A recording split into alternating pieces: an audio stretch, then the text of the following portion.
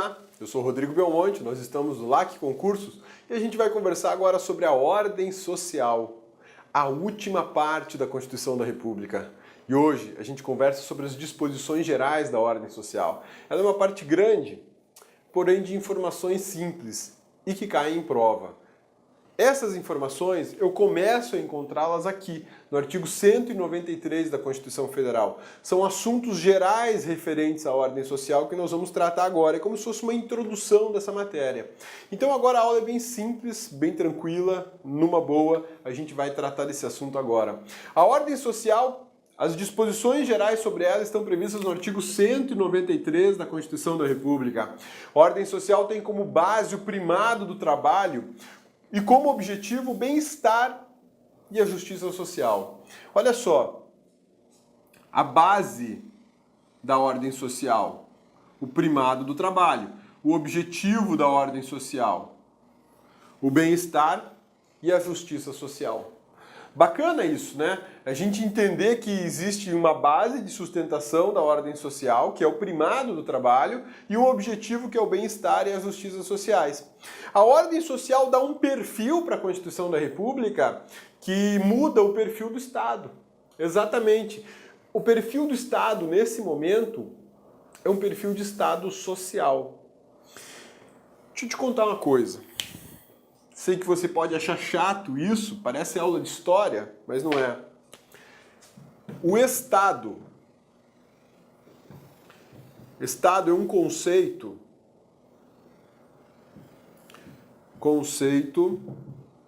da Idade Média.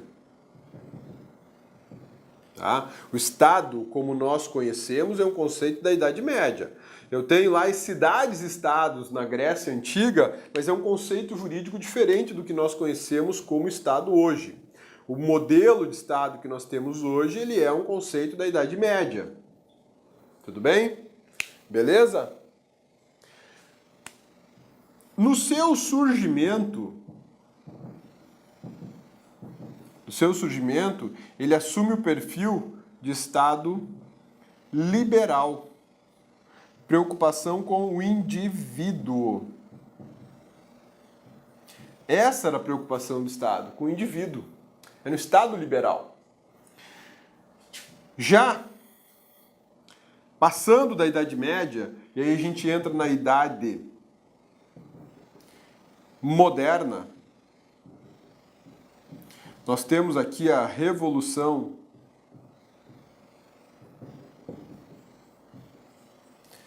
Industrial. Aí o Estado muda de perfil e ele assume um caráter social. Existe uma transição nessa história toda do Estado liberal para o Estado social. Estado social não é um Estado socialista. Não, o socialismo é o extremo dessa ponta. Tá? Nem é um Estado comunista. Não. É o Estado que tem uma preocupação com a sociedade, não apenas com o indivíduo. Isso é importante você entender, porque a Constituição Federal de 1988, ela olha o indivíduo e ela olha a sociedade como um todo. Leia coletividade. A Constituição Federal ela se divide nesses dois pontos. O Estado brasileiro é um Estado eminentemente privatista, eminentemente individualista? Não. Há sim regras constitucionais no artigo 5º de proteção muito grande do indivíduo. Mas não existe só isso lá. No artigo 5º tenho proteções ao indivíduo, no artigo 6º tenho regras de direitos sociais.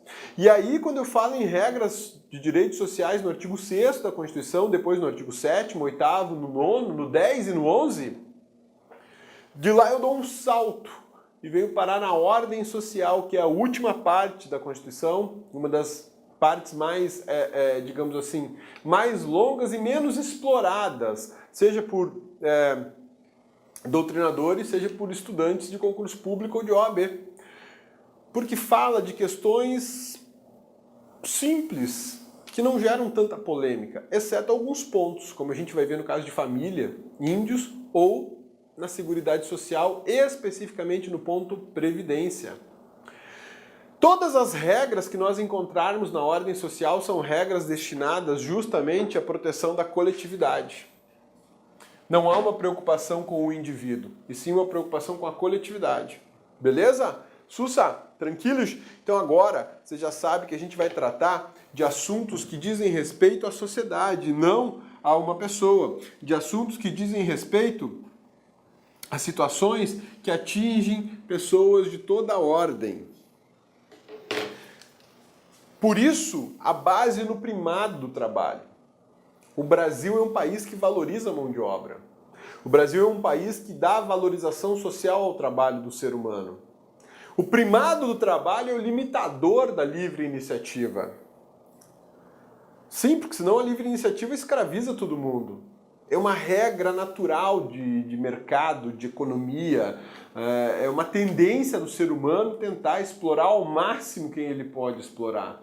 Então, se eu não estabeleço uma base de primado do trabalho, ou seja, uma garantia de valorização do trabalho, eu não tenho limites para a livre iniciativa e para o capital. E, infelizmente, nós não somos evoluídos e civilizadamente avançados a ponto de entender e ter consciência que a mão de obra do trabalhador merece remuneração adequada. Por isso eu preciso de regras constitucionais tentando harmonizar, equilibrar. E aí vem como objetivo a promoção do bem-estar, não só do trabalhador, mas do empregador também. Não só do Estado, mas do contribuinte também. E assim eu realizo a justiça social. Cabeça, mas o que é justiça social? Eu já ouvi tanto essa palavra e não sei o que significa. Justiça social é quando você consegue distribuir para toda uma sociedade aquilo que ela merece. Cultura, lazer, trabalho, remuneração digna, habitação, vestuário, alimentação, esporte, promoção da família, comunicação. Isso tudo envolve a justiça social. Eu só tenho justiça social em um país quando eu consigo oportunizar a todas as pessoas a inserção num sistema social que permite usufruir da seguridade social, da educação, da cultura, do desporto, da ciência, da tecnologia, ou da comunicação, do meio ambiente, da família, que protege a criança, o adolescente, o jovem e também o índio. Faltou aqui o idoso. Tá? Vamos acrescentar aqui agora o idoso. Deixa eu arrumar aqui jovens e idosos. Também fazem parte dessa estrutura de proteção. E nós não podemos imaginar que a ordem social vai ignorar tudo isso. Então, quando a gente vai estudar a ordem social, nós vamos estudar tudo isso aqui. Seguridade social, educação, cultura, desporto, ciência, tecnologia, comunicação social, meio ambiente, família, criança, adolescente, jovens e idosos, além dos índios. A maioria das normas da ordem social são normas de eficácia limitada e exigem regulamentação. Exigem ações positivas, afirmativas, seja do executivo, do legislativo ou do judiciário. Cabeça, o que é uma norma de eficácia limitada? Vamos lá, vamos fazer uma revisão desse assunto. Eficácia das normas constitucionais. Beleza? Eficácia das normas constitucionais. Isso aqui é uma caixinha de tanta informação que ela tem, né? Quem difundiu essa teoria no Brasil, teoria da eficácia das normas constitucionais, foi o professor José Afonso da Silva. Para mim, ele é o maior constitucionalista brasileiro. Contemporâneo, né? Porque existiram outros grandes constitucionalistas, como Rui Barbosa, por exemplo. Mas o professor José Afonso da Silva trouxe para o Brasil uma teoria norte-americana que fala da eficácia das normas. E essa teoria diz o seguinte: as normas constitucionais têm eficácia plena, as normas constitucionais têm eficácia contida, as normas constitucionais têm eficácia limitada. E as normas constitucionais de eficácia limitada, elas são as programáticas ou institutivas. Beleza? Sussa, tranquilos? Esse esqueminha é bem importante para você aprender sobre a eficácia das normas constitucionais. A norma de eficácia plena, ela tem aplicação imediata. Tem aplicação imediata. Já a norma de eficácia contida, ela tem aplicação imediata, mas ela possui restrições.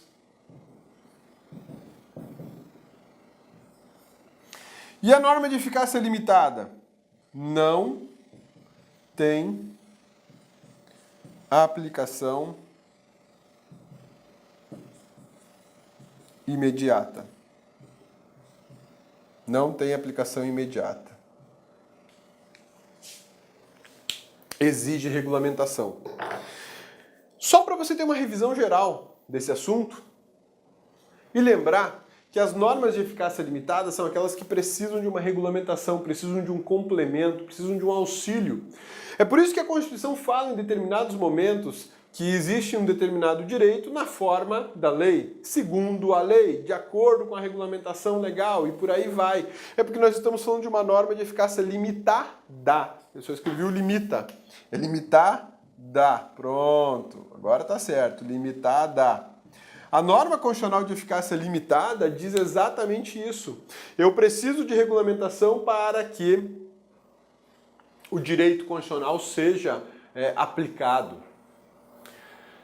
A ordem social é recheada de normas constitucionais de eficácia limitada, normas que exigem e precisam de regulamentação. E quando eu não tenho a regulamentação feita pelo legislador, ou feita pelo executivo, ou até pelo próprio judiciário, é caso de mandado de injunção ou é caso de adim por omissão. Vai depender de cada caso, tá? Então é importante você conhecer isso aqui, porque isso vai só te acrescentar nos seus estudos, não diminui nada seu conhecimento, pelo contrário, só amplia, tá bom? Beleza?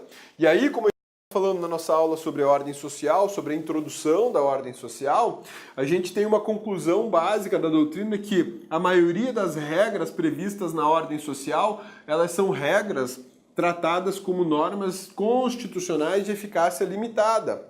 Eu preciso regulamentar, por exemplo, a proteção dos idosos, e foi regulamentado o Estatuto do Idoso. Tem o Estatuto do Jovem, eu regulamentei. Da criança e do adolescente, olha a regulamentação, se chama ECA.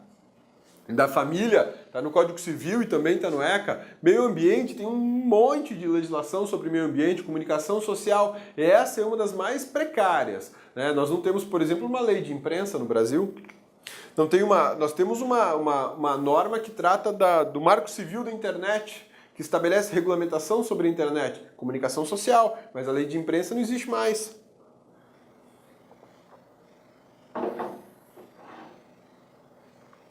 Esse esqueminha que está na tela é do professor Pedro Lenza, do livro do professor Pedro Lenza. Excelente esquema que dá uma visão geral do que é a ordem social.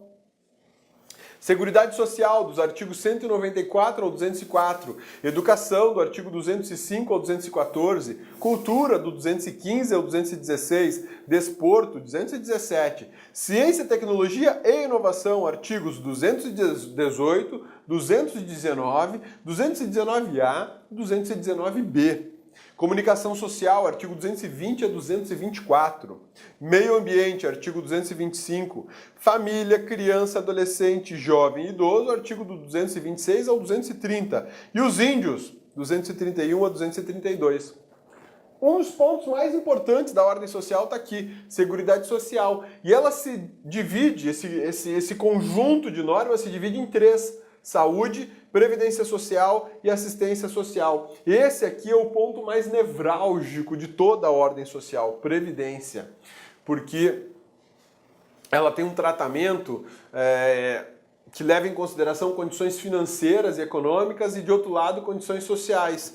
A previdência no Brasil sempre foi motivo de problema e continua sendo agora, porque estão alegando que ela não se sustenta para os próximos anos. Meteram tanto a mão na grana da Previdência que há um risco da Previdência quebrar. E para isso querem mudar as regras previdenciárias de tal forma que talvez eu e você nem consigamos nos aposentar. Não é loucura da minha cabeça, não. E depois eu te mostro, te explico por quê. Aliás, se você quiser assistir informações, só procurar no YouTube sobre as regras da Previdência, você vai ver de tudo. Quem diz que é necessário e tem que existir, quem diz que não precisa existir essa reforma, porque senão você não tem mais Previdência no Brasil. Mas enfim, no momento certo a gente vai conversar sobre isso, tá? Quando a gente fala tratar do primado do trabalho... Olá, meus amigos, minhas amigas, sou o professor Luiz Antônio de Carvalho e estou aqui para fazer um convite muito especial para vocês. Você que quer continuar assistindo essa videoaula até o final. Essa videoaula que a gente colocou no YouTube é uma aula demonstrativa, é apenas um pequeno pedaço da aula, em torno aí de 20% da videoaula. E nós aqui da Lá Concursos fizemos uma isolada, uma super isolada do professor Rodrigo Belmonte. O professor Rodrigo Belmonte, ele gravou a Constituição Federal aqui no Lá Concursos, tá certo? A Constituição é o único site do Brasil que nós temos a Constituição Federal, artigo por artigo, gravado, artigo por artigo. É o único curso que nós temos, você pode ter certeza que é o único curso que tem esse nível de detalhamento e aprofundamento dos assuntos da Constituição, ou seja, é um curso realmente aí na qual o aluno aprende para a vida toda, não tem auto-engano, é um curso realmente com profundidade necessária para que você seja aprovado no concurso, né? Então aqui, professor Rodrigo Belmonte, Direito Constitucional, artigo por artigo na Constituição, investimento apenas R$ 80, prazo de acesso aí 60 dias, 80 horas de curso, né? 80 horas de curso, a quantidade de aulas atualmente são 92 aulas, nessa isolada aqui do professor Rodrigo Belmonte. Gostou? Então, curta esse vídeo aí, clique aqui embaixo, você vai ser direcionado no site da Lá Concurso para você fazer a sua matrícula na isolada do professor Rodrigo Belmonte. Clique lá.